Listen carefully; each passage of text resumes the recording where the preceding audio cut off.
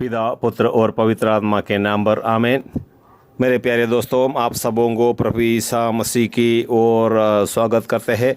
पिता परमेश्वर के आज्ञाओं का पालन करते हुए इस दुनिया में हम आशीष पाते हुए अपना ज़िंदगी को अनंत जीवन के सहभागी के रूप में इस पृथ्वी पर भी हम सजा कर रखें। मेरे दोस्तों, आप लोग पहले बार वीडियो देख रहा है तो कृपया करके सब्सक्राइब कीजिए, दाहिने का बेल आइकन भी दबा दें और शेयर कीजिए और लाइक कीजिए। लाइक करके देखें और दूसरों तक इस पवित्र वचनों को पहुंचाने के लिए आप लोग शेयर कर दीजिए। मेरे दोस्तों, ईश्वर के राज्य को दुनिया के कोने कोने तक फैलाने के लिए बहुत सारे मजदूरों को प्रभु ने बुला रहा है। फसल तो बहुत है, लेकिन फसल काटने के लिए मजदूर बहुत कम है। प्रभु का वचन दुनिया में फैलाने के लिए प्रभु ने बहुत सारे मजदूरों को चाहा। उसने 12 शिष्यों को चुन लिया और कहा, संसार के कोने कोने जाकर सुसमाचार सुनाओ। वो आदेश जिनको मिले हैं वे सब मर चुके हैं, लेकिन आज 2022 में मेरा और आपका समय है इस सुसमाचार को फैलाने के लिए। लेकिन आजकल सभी धन संपत्ति के पीछे भाग रहा है। अपने हृदय में पूरा धन संपत्ति के बारे में ही चिंता करते हैं। विधि विवरण ग्रंथ अध्याय 8 का 17 में हम सुनते हैं, तुम लोग अपने मन में यह नहीं कहो, हमने अपने सामर्थ्य और बाहुबल से यह सारी संपत्ति एकत्र कर ली है। बहुत से धनी लोग घमंड से कहता है, ये सारे धन संपत्ति में अपने बुद्धि से, अपनी ज्ञान से, अपनी शक्ति से सब कुछ कमाया। लेकिन पवित्र वचन सिखा रहा है, प्रभु की आत्मा हमें बताता है, तुम लोग अपने मन में यह नहीं कहो, हमने अपने सामर्थ्य और बाहुबल से यह सारी संपत्ति एकत्र कर ली है। दोस्तों, प्रभु यीशु कहता है, इस दुनिया और उसमें जो कुछ भी है सब कुछ मेरा है। हमारे पास जो कुछ भी है सब कुछ प्रभु का है। यह विश्वास जिनके पास है वह आगे बढ़ते रहेगा, खुशी के साथ अपना ज़िंदगी बिताएगा। हर बीमार से, परेशानियों से, समस्याओं से, दुर्घटनाओं से, एक्सीडेंटों से वे सब बचते रहेगा, क्योंकि वह अपने मन ही मन दीनहीन बनाता है अपने आप को। जो लोग अपने आप को दीनहीन नहीं बनाता है, घमंडी बनता है, वे लोग अपने मन में कहता है, मैं अपना सामर्थ्य से ही ये सारे संपत्ति इकट्ठा की है। दोस्तों, ऐसे जो लोग अपने मुंह से कहते हैं वे लोग अपना ज़िंदगी में ये सारे संपत्ति को नष्ट करता है।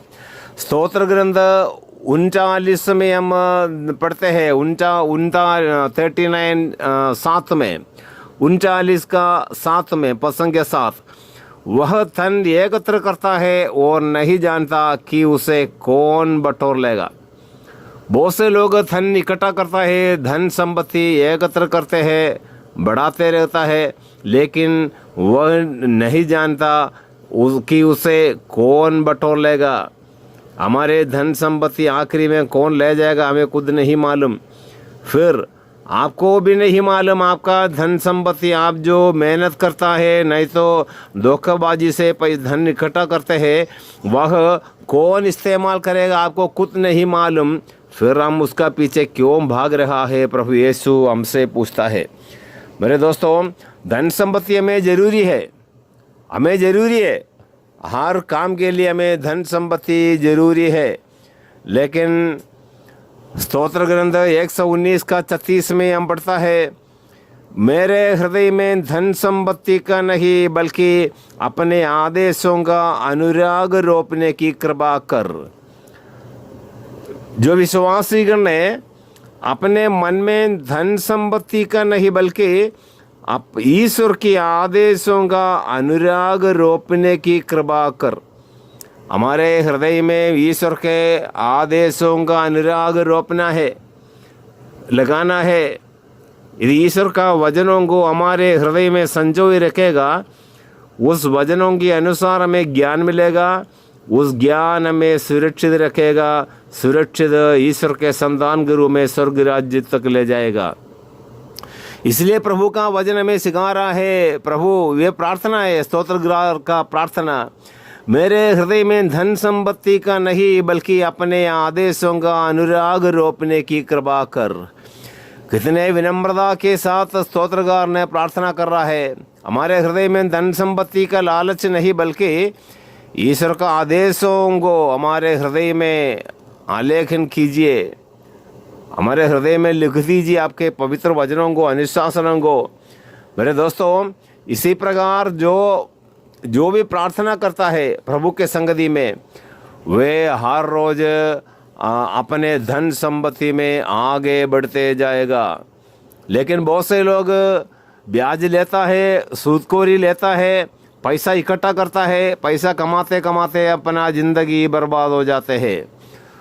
सूक्ति ग्रंथ 28 का 8 में, सूक्ति ग्रंथ प्रोवर्ब्स चैप्टर 28 वर्स 8 में कहता है, जो ब्याज और सूदखोरी से अपना घर बढ़ाता वह उसे दरिद्रों पर दया करने वाले के लिए एकत्र करता है। हम यदि ब्याज लेते रहेगा, सूदखोरी लेते रहेगा, अपना धन संपत्ति बढ़ाते रहेंगे, तो वह दरिद्रों पर जो दया दिखाने वालों के हाथ में पहुंचेगा। दरिद्रों पर दया दिखाने वालों के हाथ में पहुंचेगा। इसलिए कहता है, वह उस पैसा धन दरिद्रों पर दया करने वालों के लिए एकत्र करता है। मेरे दोस्तों, हम इसी प्रकार सूद लेता है और ब्याज लेता है और हम ईश्वर का निंदा करता है, ईश्वर का वचनों को तिरस्कार करता है। आखिरी में हमें स्वर्ग राज्य भी नष्ट होगा, तो ये पैसा भी दूसरे अन्य लोग ले जाएगा।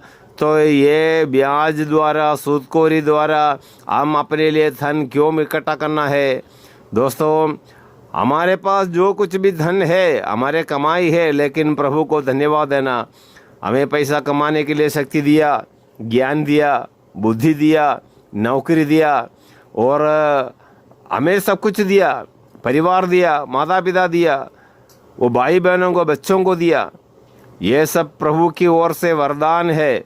इन सबों को पालन पोषण करने के लिए ही प्रभु हमें नौकरी देता है और हमें पैसा देता है, हमें शांति एवं खुशी देता है। हमारे जीवन साथी द्वारा, बच्चों के द्वारा, माता पिता द्वारा हमें प्रभु का प्यार बांटता है। यह सब प्रभु का ही वरदान है। इसलिए हमारे पास जो कुछ भी है, इन सबों के प्रति प्रभु को धन्यवाद दे। मेरे दोस्तों, इसी प्रकार धन्यवाद का जिंदगी जो लोग बिताएंगे, प्रभु उन्हें हर रोज आशीर्वाद करते रहेगा, आशीष देते रहेगा। तो प्रभु की ओर से आशीर्वाद मिलने वाले लोग ब्याज लेना बंद करेगा, सूदखोरी लेना बंद करेगा और दूसरों के प्रति चुगलखोरी करता है, चुगली मारता है, वह सब बंद हो जाएगा। यदि हम चुगलखोर है, मेरे दोस्तों, प्रभु से अभिशप्त व्यक्ति लोग होगा उसी प्रकार के बुराई बोलने वाला। इसलिए अपने मुंह को साफ करे, शुद्ध करे और प्रार्थना में जीवन बिताने की कृपा के लिए हम प्रार्थना करें। हमारे हृदयों में प्रभु का वचनों को संजोए रखने के लिए कृपा दे। प्रभु का हृदय में हमारे लिए जगह था, उसी प्रकार हमारे हृदयों में अन्य लोगों को भी जगह के लिए हृदय खोल दे कि हमसे लालच और ब्याज लेने का आदत, सूदखोरी बनने का आदत, यह सब अलग हो जाएगा। हम ईश्वर का संतान बनकर हम पवित्र जीवन बिताने के लिए कृपा हम सबों को मिलेगा। मेरे दोस्तों, प्रवक्ता ग्रंथ 11:21 में हम पढ़ता है, एक गरीब आदमी को धनी बनाने के लिए प्रभु को एक पल काफ़ी है। दरिद्रों को धनी बनाने के लिए प्रभु को एक पल काफ़ी है। प्रवक्ता ग्रंथ 11:23 हिंदी भाषा में। मेरे दोस्तों, प्रभु से प्रार्थना करना, हम यदि दरिद्र है, प्रभु हमें संपन्न बनाएगा। प्रभु को हमें संपन्न बनाने के लिए ज़्यादा समय नहीं लगता। वो कौन सा मार्ग है हमको नहीं मालूम, लेकिन जो लोग भी प्रभु के पास शरण आते हैं, प्रभु से विनती करता है, हमारे दुख दर्द समस्या सारे प्रभु को कहते हैं, वे उनके आंसुओं को पोंछ डालने के लिए बैठा हुआ है। यीशु कहता है, तुम्हारे आंसुओं में बोतलों में भरा हुआ है, हमारे आंसुओं की बूंदें उसने भर कर रखा हुआ, संभाल कर रखा हुआ है। हमारे दुख के कारण, हमारे समस्या के कारण, हमारे रोगों के कारण, ये सब प्रभु यीशु जानता है। प्रभु कहता है, बच्चों जब आप बीमार पड़ते हैं, बीमार आपको आ जाते हैं, तब आप उदास मत हो जाओ, बल्कि आप प्रार्थना करें। प्रभु अपना वजन भेजकर हमें स्वास्थ्य लाभ प्रदान करेगा। मेरे दोस्तों, अपने धन संपत्ति को प्रभु के चरणों में लाए, प्रभु को धन्यवाद दे। प्रभु ने हमें दिया है, वो कमाने के लिए, हमें मेहनत करने के लिए शक्ति दिया, ज्ञान दिया, हमें नौकरी दिया। इन सब बातों के लिए प्रभु को धन्यवाद दे। हर रोज़ हमें खाना दिया, रहने के जगह दिया, कपड़ा दिया, हर कुछ प्रभु की ओर से वरदान के रूप में हमें मिला है। इसी के कारण प्रभु ईसा मसीह को सब धन्यवाद दे। मेरे प्रभु यीशु, ये जो वचन जो सुनते हैं सबको अभी आशीर्वाद दे। यदि कोई रोगी है उन्हें इसी वक्त चंगाई दे। ये प्रभु यीशु, कोई भी फाइनेंशियल प्रॉब्लम में फंसे हुए हैं उन्हें अभी छुटकारा दे प्रभु, उस सारे बंधनों से छुटकारा दे। ईश्वर के नाम पर सबों को हम आशीर्वाद देते हैं, पिता, पुत्र और पवित्र आत्मा के नाम पर, आमीन।